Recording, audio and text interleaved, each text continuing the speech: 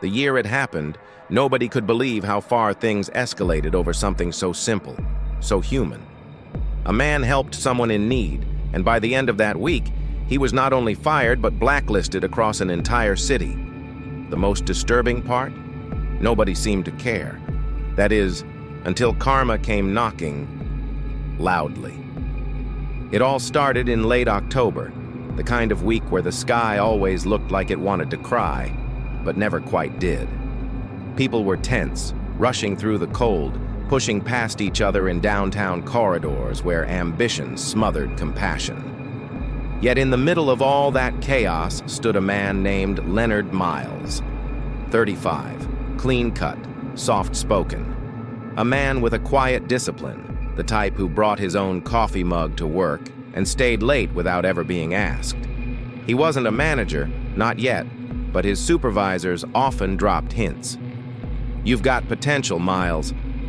Keep this up, and you'll be running this place one day." Leonard worked as an assistant floor manager at Norvell's Supermarket, one of those pretentious, overpriced grocery chains that like to pretend they cared about the community. Their mission statement was literally painted above the registers. "We're not just feeding you, we're feeding humanity." Except that motto wasn't worth the wall it was printed on, and Leonard would find that out the hard way. The man who changed everything showed up just before closing. Dirty coat, torn shoes, skin like leather.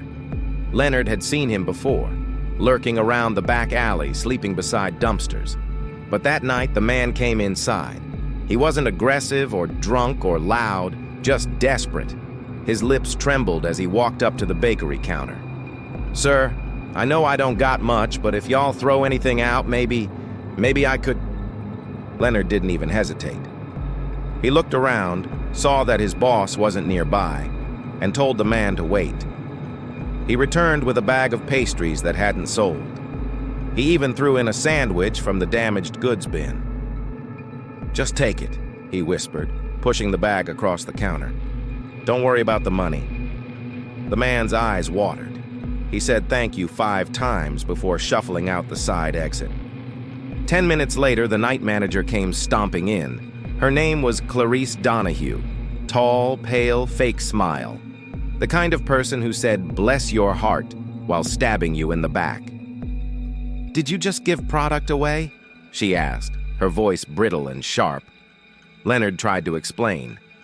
"It was end-of-day inventory, stuff that was going to the trash anyway." But she'd already made up her mind. She didn't yell. She just scribbled something into her clipboard and walked off. The next morning, Leonard received an email from corporate. Suspended. No pay. Pending investigation. By Friday, he was officially terminated for unauthorized distribution of merchandise. No warning, no chance to appeal, no severance. Just like that, he was erased. Gone. Replaced by a younger guy who called customers boss and didn't ask questions. But the fallout didn't stop there. Leonard tried applying to other stores, but every interview ended the same way. "Thanks for coming in. We'll be in touch." Then silence. One HR rep even glanced at her screen and suddenly got cold. "I'm sorry. Something just came up. We have to reschedule." When he asked around, someone close to him confirmed it. Norvell's corporate had marked his file. A blacklist. They'd labeled him a liability. Leonard couldn't sleep. His rent was due in 2 weeks. His mom's medication wasn't cheap. He thought about the homeless man often. Had he even made it through the week? Had that one bag of food done anything at all? It gnawed at him. The injustice, the silence, the way people acted like decency was a crime. But something even stranger was brewing beneath the surface, something that made no sense until it exploded. Exactly 13 days after his firing, Norvell's Supermarket went viral for all the wrong reasons. A blurry cell phone video surfaced online. It showed Clarice Donahue, the very woman who had reported Leonard, screaming at a different homeless man outside the store. "You people are filth! You ruined this neighborhood!" she shouted, pushing the man's cart and knocking over his things. The man looked scared, cornered. He didn't fight back. But what he said next silenced the internet. "You act like you don't remember me," he said calmly. "But I remember you, and I remember the one good man in this place." Then he looked directly into the camera.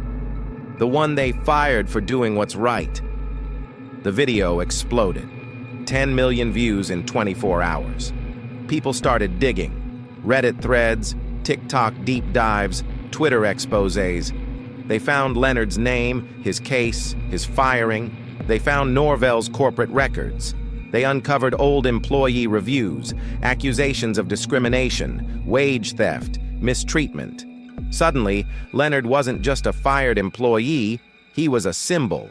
Hashtags trended, #, Justice for Leonard. Feed humanity my ass. Boycott Norvell's. The media caught wind, local news reached out, then national outlets. But Leonard didn't want interviews. He didn't want pity. He wanted truth. So when the opportunity came, he took a different route. He agreed to meet with a quiet documentary crew, a group known for exposing corporate abuse and publishing on their own encrypted platform. They called themselves Glass Eye. Their motto was simple: we see what others won't. They followed Leonard for days, capturing everything. The eviction notice on his door, the job rejections, the way people treated him with either too much sympathy or none at all. And then something unbelievable happened. Glass Eye got in touch with the homeless man, the very one Leonard had helped. His name was Russ, and he wasn't just some guy on the street. He was a decorated former military intelligence officer who had fallen into PTSD and homelessness after being denied proper care. The twist? Russ had once worked security for one of Norvell's subsidiary companies, and he had a lot to say about the things he saw behind the scenes, things far darker than anyone imagined. The documentary team decided to delay release. They needed more. And as they dug deeper, they stumbled on something completely unexpected. Financial records buried deep in Norvell's books, large donations to fake charities, money funneled through shell companies, whispers of bribery and hush payments. Leonard wasn't just fired for helping someone, he was silenced before he got too close to something big. One night, Leonard got a call. A voice he didn't recognize said only this: "Stop talking to Glass Eye. You don't know who you're messing with." Then silence. 3 nights later, his apartment was broken into. Nothing was stolen, but everything was tossed. Kitchen drawers emptied, documents shredded, his laptop smashed. When he filed a report, the police shrugged. Could be random, tough city. But Leonard knew better. The feeling in his gut wouldn't go away. Someone was watching, and he wasn't the only one. The Glass Eye crew began getting anonymous tips, photos of Leonard, time-stamped, taken from a distance. One message simply read, "This is your final warning." Still, they kept filming. The night before the documentary was set to air, Leonard disappeared.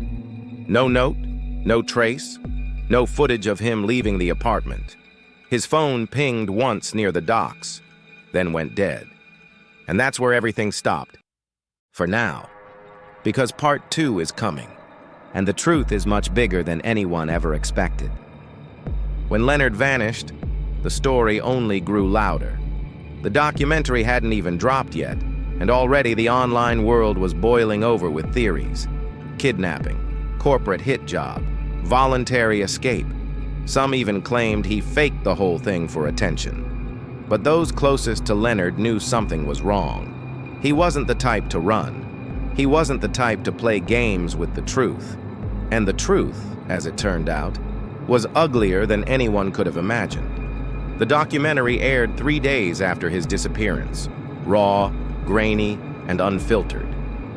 Glass Eye made the bold choice to leave in the eerie silence of Leonard's empty apartment, the half-sipped coffee on the table, the clothes still hanging in the closet. His voice echoed through narration as though reaching out from somewhere unseen, somewhere trapped. Then came the interviews with former Norvell employees, whistleblowers, Russ, and the documents that exposed everything: the charity fraud, the shell companies, the intimidation. Within 48 hours, Norvell's CEO resigned. Within 72, their stock plummeted. But Leonard was still gone. And behind the headlines, behind the performative outrage and carefully worded corporate apologies, there was one woman who refused to let the silence settle. Her name was Ayla Monroe, a freelance journalist known for stirring things the wrong people didn't want stirred. She had been following the Norvell story since the original video went viral, and when Leonard disappeared, she smelled something foul, not just corruption, conspiracy. Ayla started digging where Glasseye left off. The dock where Leonard's phone last pinged was known to be quiet at night, but not abandoned. Security cameras dotted the nearby warehouses. She canvassed the area for days, knocking on doors, bribing dock workers, reviewing footage. It was on a scratched USB drive, handed off by a reluctant security guard who insisted on anonymity, that she saw it. A black SUV, no plates. Parked across the street at 3:42 a.m. Leonard's figure stepped into view at 3:44, phone to his ear, walking quickly toward the water. At 3:46, the SUV door opened. Two figures stepped out, faces obscured, wearing matching dark jackets. At 3:47, all three were gone.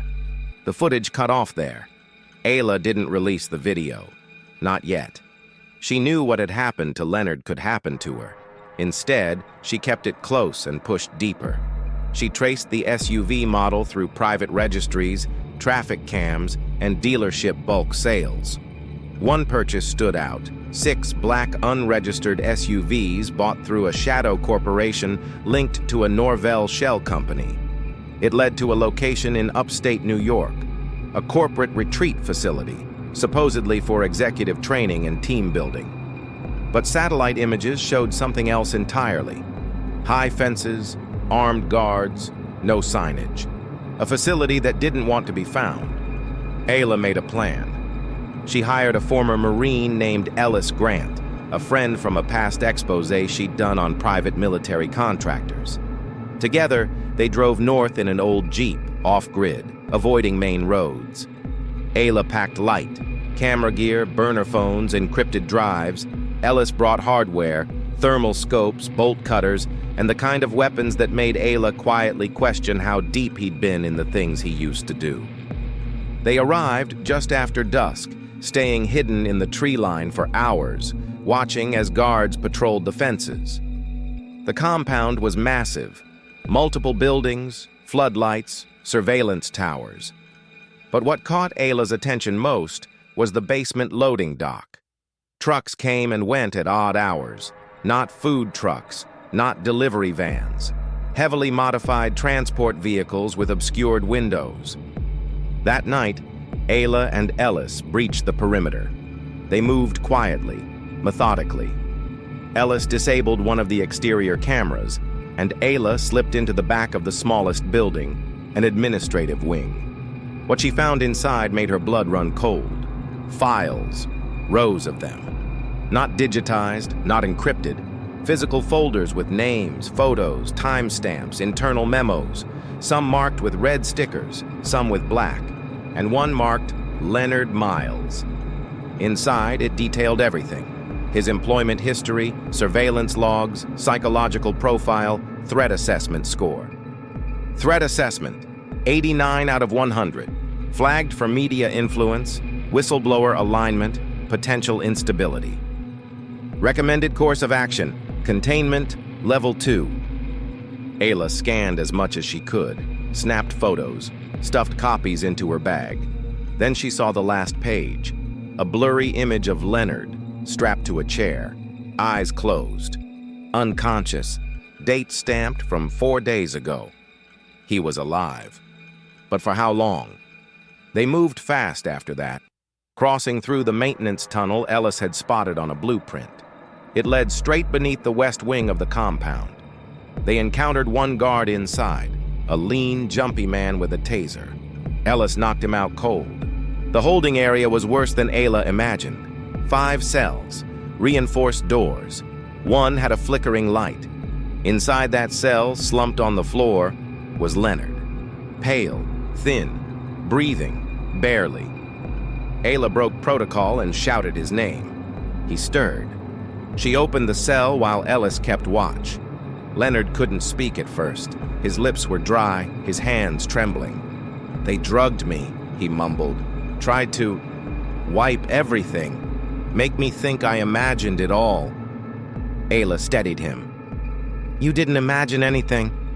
We have everything. You're going to be okay." They didn't have time to explain further. The alarm triggered somewhere above. A siren blared. Red lights washed the hall in pulses. Ellis grabbed Leonard's other arm and they bolted. Back through the tunnel. Back into the woods. By the time the compound guards realized what had happened, Ayla's Jeep was already off-road, tearing through the forest toward the nearest town. They stayed in a safe house for 2 nights while Leonard detoxed. He was weak, but conscious. And he remembered everything.